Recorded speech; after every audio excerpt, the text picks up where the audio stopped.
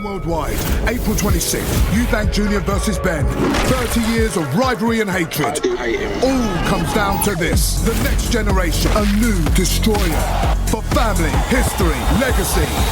Eubank Jr versus Ben, April 26th. Buy now at DAZN.com/boxing. So we haven't had the ceremonial weigh-in yet for Chris Eubank Jr, Conor Ben, but we have had the actual weigh-in. Now, these weigh-ins, it's been a thing that's been happening of recent over the last couple of years, where before they would weigh in at the ceremony, everything, and they would weigh in their skivvies, and we get their weight then and there. They've changed it now, certainly for big events, where you're weighing in the morning, which gives you way more time to be able to rehydrate, get the fluids back in, get the fluid around your head, etc., etc. And then the ceremonial weigh-in, hence the reason why you look at someone like a Boots Ennis and you see him on Wednesday looking awful, and you see him at the weigh-in, it doesn't look too bad because the official weigh or the ceremonial weigh-in, because he's obviously been rehydrating all day, he weighed in the morning, stuff like that.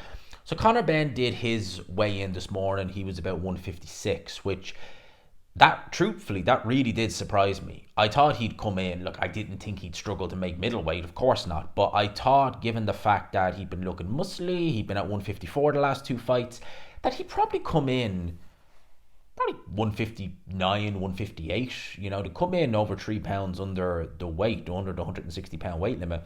It's pretty good going. And of course, he's got a 10 pound rehydration clause to play with as well, but you would imagine it's not going to adversely affect him if that's what he's weighing in on fight day.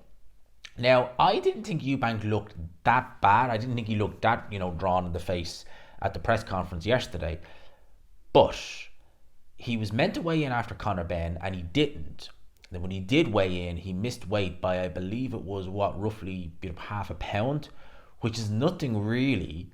And then there was footage of him, and this has me just curious and thinking, I'm thinking things, right? But he released footage of himself trying to make the weight in those big sweatsuits, in a hot room, and just, boiling himself down. By the time he did weigh in on the second attempt, he was exactly 0.2 pounds overweight. So what, you're talking about 2 ounces roughly there or thereabouts.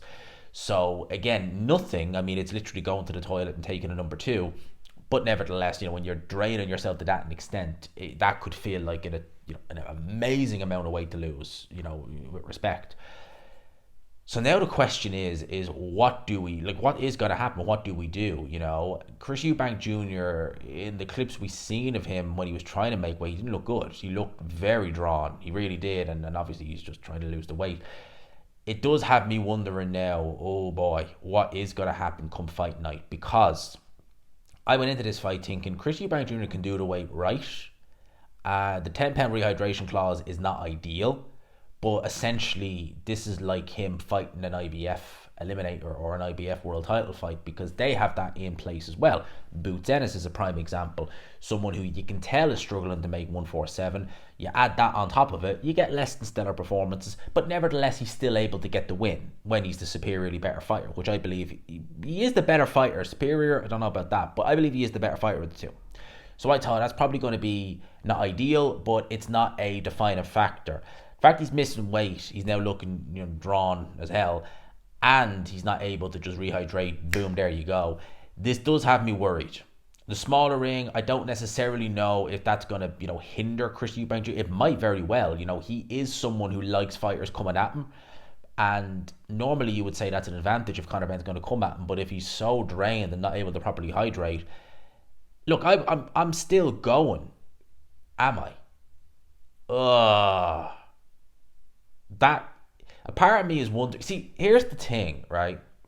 Why would you release footage of yourself in those sweatsuits and struggling to make weight? Why would you release that to the public? Why would you say it's painful to make weight? Why would you do all this if it's not a mind game to make? But then again, why would you give your opponent any more confidence than he already needs going into a fight? A lot of people will give David Hayes stick, and they did give him stick way back in 2011 when he fought Vladimir Klitschko when he had the broken toe. At the end of the day, you can laugh at it all you want, but if you're not going to divulge any injury, as menial as that is, and as maybe comical as it is, a broken toe is a broken toe. You're not going to want to tell your opponent, by the way, I've got a broken toe, because he's going to stand on it. He's going to stand on it. He's going to make sure to exacerbate the injury, and he's going to go into that fight thinking, well, I've already thought I was going to win, but now he's damaged. ha ha ha, happy days. You don't, I just can't envision why you'd want to give your opponent that type of mental advantage. And Conor Ben is relishing this. And also, the fact of the matter is that he's now going to get fined $500,000. Like, I mean, he's meant to be making 10 mil for this fight. Apparently, that's the rumored purse we're hearing. So, what's 600 grand for 10 mil? But he still has to pay his cornerman, he still has to pay his promoter. So, you know, he's not taking home the full 10 mil, and Mr. Taxman is going to have an absolute field day with him. So, you know, you don't want to be giving up any more money than you really want to be doing. You know, how much of that 10 mil is he going to get? Half, if he's lucky. Jesus, if he's very lucky. So you don't be giving away any more money if you have to. This fight has already cost Chris Eubank Jr. 600 grand between the egg incident, which is ridiculous, the fine he got, and now this. And I seen Adam Catterall tweet this, and it's absolutely spot on. Listen, whatever your opinion on Conor Ben is, whether you love him, whether you hate him, whether you believe he's guilty, whether you believe he's innocent, whatever, the fact of the matter is he failed 2 tests, 2 VADA tests, right? And he's going into this fight no penalties, no fines, no repercussions, nothing. And Chris Eubank Jr. has a £10 rehydration clause to contest with. He's got potentially an 18-foot ring to contest with, which is a smaller ring. And now he's got a fine of $500,000 for not making weight. That's not fair.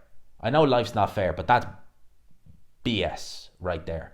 In terms of the weight, again, it is making me think here. I'm not going to lie, it really is making me think here. Chris Eubank Jr. coming in slightly overweight, but you see, here's the thing, right? When you're overweight by just that slight bit and you still can't do it, that is a big worry. That tells me you're absolutely finished at the weight.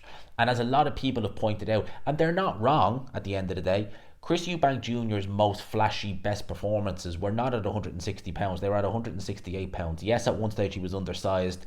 Now I think he's actually the right size for a super middleweight. And he's boiling himself down to a weight that's not sustainable for him at this point in his career. He's 35 years old.